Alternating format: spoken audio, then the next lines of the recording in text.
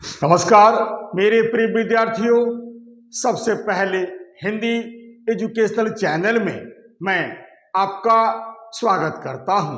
आज मैं आपके समक्ष भाव पल्लवन या भाव विस्तार या फिर एम्प्लीफिकेशन विषय को लेकर आपके समक्ष उपस्थित हुआ हूं। जी हां, आज मैं इस वीडियो के माध्यम से मैं एक उदाहरण दे रहा हूं और उसका भाव विस्तार भी करने की कोशिश करता हूं। जी हां, हमारा प्रश्न है, परहित सरिस धर्म नहीं भाई, पर पीड़ा सम नहीं अदमाई।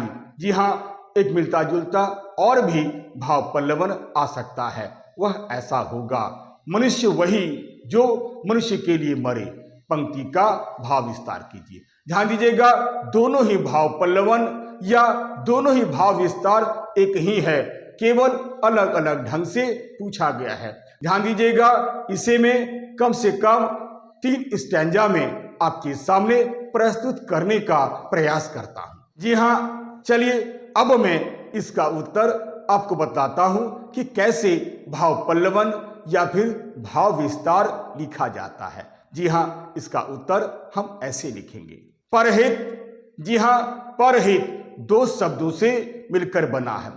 पर जोड़ हित यानी दूसरों की भलाई यानी परोपकार, अर्थात दूसरों की भलाई करने जैसा कोई दूसरा धर्म नहीं है और दूसरों को कष्ट पहुंचाने जैसा कोई पाप नहीं है। जी हां, परोपकार मानव जीवन का एक सर्वोत्तम गुण है, जो इस उदात्त गुण से भली भांति परिचित हो जाता है और अपने व्यक्तिगत स्वार्थ को भूलकर दूसरों की भलाई करता है, वह मनुष्य होते हुए भी बिल्कुल देवता के समान होता है।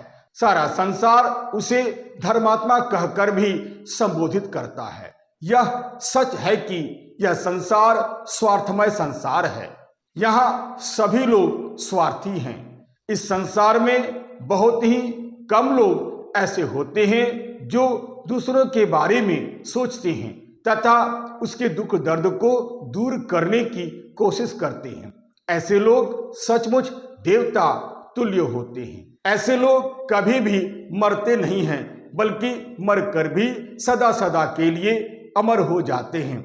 जैसे आपने अवश्य नाम सुना होगा, दधीची मुनि, रंतिदेव, महाराज शिवी, मदर टेरेसा आदि आदि जैसे एक से बढ़कर एक संत, महात्मा, देशभक्त, समाज सुधारक हमारे देश में पैदा हुए, जो आज इस दुनिया में नहीं हैं, परंतु ये लोग आज भी लोगों के दिलों में वास करते हैं।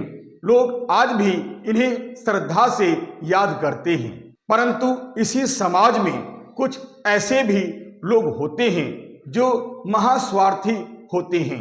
यानी इसी समाज में जहां कुछ अच्छे लोग हुए हैं, वहीं कुछ ऐसे भी लोग हैं जो महास्वार्थी होते हैं।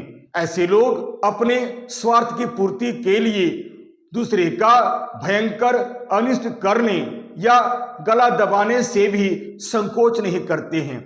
ऐसे लोग बिल्कुल मनुष्य होते हुए भी पशु के समान होते हैं। ये केवल अपने ही बारे में सोचते हैं, केवल अपनी सुख सुविधा में ही लगे रहते हैं। इसलिए इस संसार में इनके रहने या जाने से किसी को कोई फर्क नहीं पड़ता है। उनका नाम लेना तो एक तरह से पाप समझा जाता है, उनका नाम लेना भी अपमानजनक माना जाता है। ठीक इसके विपरीत जो व्यक्ति परोपकारी होता है वह अजर अमर होता है, क्योंकि उसमें दूसरों की भलाई की भावना इतनी प्रबल होती है कि ये दूसरों की भलाई के लिए अपना सब कुछ हंसते हुए बलिदान कर देते हैं और उफ तक नहीं करते हैं। सचमुच परोपकार एक महान धर्म है।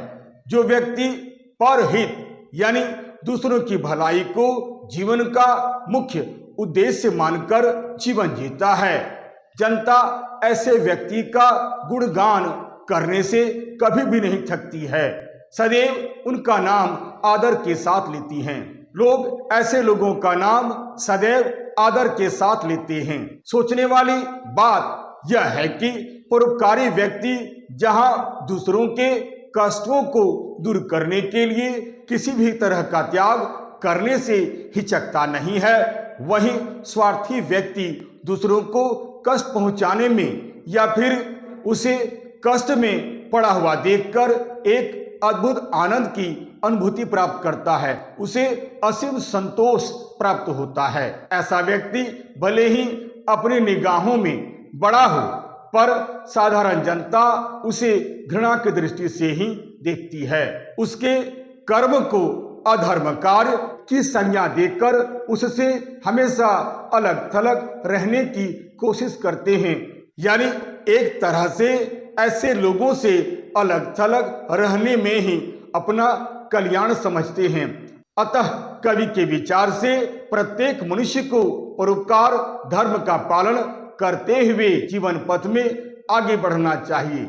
यही नहीं, ऐसे लोगों को सदैव परोपकार के कार्य में ही लगे रहना चाहिए, कारण यह जीवन बार बार नहीं मिलता है। अतः उसे कभी भी ऐसा कार्य नहीं करना चाहिए जिससे औरों को कष्ट हो तथा लोग उसकी छाया से भी दूर रहने में अपनी भलाई समझे। आशा करता हूं आप इस वीडियो को देखकर किस प्रकार पंक्ति का भाव पल्लवन किया जाता है इसे आपने अच्छी तरह से समझ लिया होगा।